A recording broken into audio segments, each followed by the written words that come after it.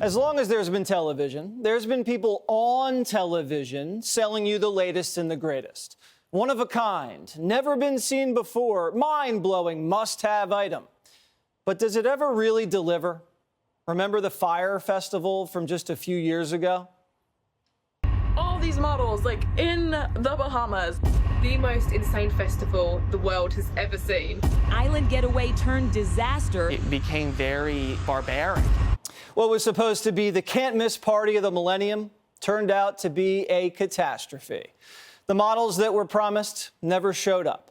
The gourmet food they advertised turned out to be something from a school cafeteria.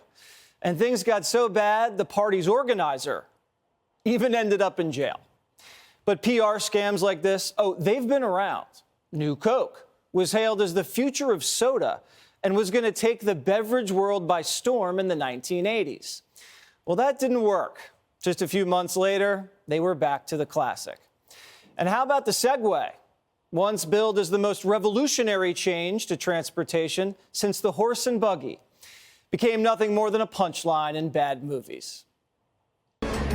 How's that? Is that valid enough for you?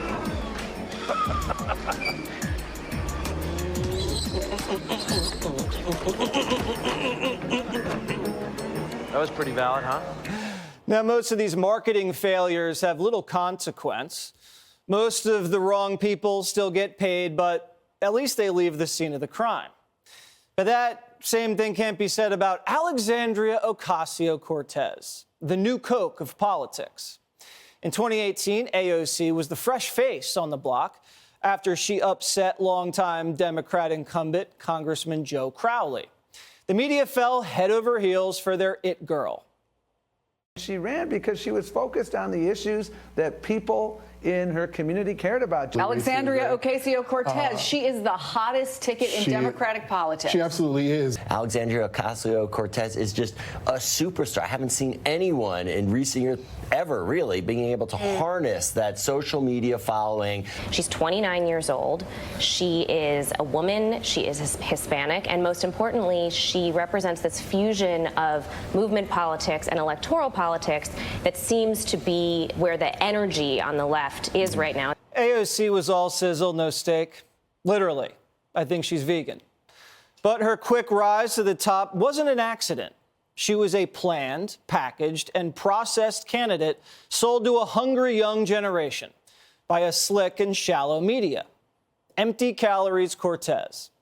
Her story begins with Bernie Sanders, his failed run for the presidency in 2016, where a campaign volunteer and Silicon Valley executive, Sakat Chakrabarti, began recruiting hundreds of progressives for House races. Chakrabarti identified AOC, and after realizing his product's potential, he decided he'd run her campaign. He cast her, she won, and then he named himself her chief of staff. So it's safe to say that with Chakrabarti writing the script, AOC was making noise on the left. He was the brains behind the Green New Deal, not AOC, which is actually a compliment because that whole thing's crazy. But the more a plan doesn't make sense, the more the media loves it. In early 2019, she appeared on the cover of Time magazine and Rolling Stone as the anointed heir, the future of the Democrat Party. But a funny thing happened once her mastermind and chief of staff exited in August 2019. Ocasio-Cortez lost the heat on her fastball. Vaughn's showing some signs of fatigue out there. He seems to have lost some zip on his fastball. Without the man behind the curtain, she stopped making a splash on social media. Never goes viral anymore. Her timing and wit vanished with her chief of staff. Was he AOC's Oz? Oh, most definitely. Most people no longer care what AOC has to say about health care while she makes dinner in her little apartment. And when she's pressed on real issues, she has no real answers. Medicare for all would save the American people a very large amount of money. Why aren't we incorporating the cost of all the funeral expenses of those who die because they can't afford access to health care? We look at these figures and we say, oh, unemployment is low, everything is fine, right? Well, unemployment is low because everyone has 2 jobs. You use the term the occupation of Palestine. What did you mean by that? I think what I meant is like the settlement. In fact, did AOC run for Congress just to be famous? She's on the red carpet more than Ryan Seacrest. Ocasio-Cortez says she represents the downtrodden of society. But has she actually done anything for her constituents? Since taking over New York's 14th congressional district, the area's fallen on hard times. AOC forced Amazon out of Queens, pushing as many as 40,000 jobs out of the area. Jobs that were sorely needed at that district. Wages are down and crime is up. So as she fails her constituents, we wanted to know what they really think of her. Not what CNN or Vanity Fair or Chuck Todd thinks of her. We know what Chuck thinks, and we wish we didn't. So we sent some producers to her district to ask around.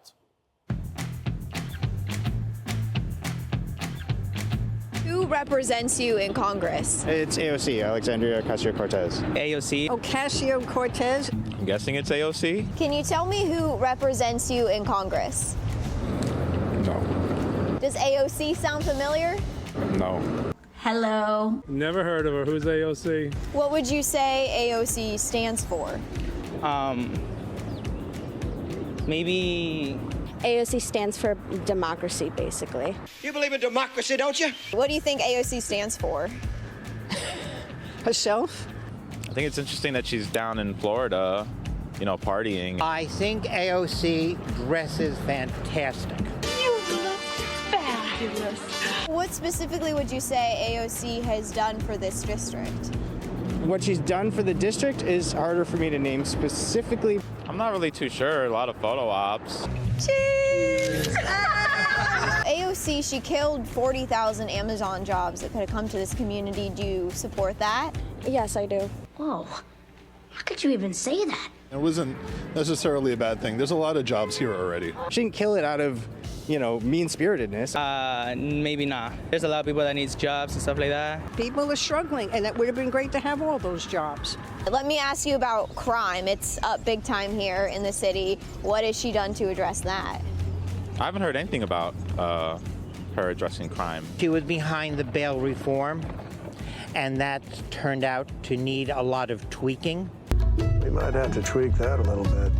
Things are a lot more expensive here in Queens, so do you think AOC is doing anything to help the rise in prices? I hope they are. Do I see it? No. Is it obviously expensive? I mean, it's one banana, Michael. What could it cost? $10? If you could tell your congresswoman something, what would you say? I will vote for you in 2004 if you run for president. What year is it? You look like a wonderful dressed New Yorker. Keep refining yourself. Everybody, you know, has to get better at their job. I can do better! Maybe a little less idealism and a little more trying to help working class people. Leave office. Do us all a favor.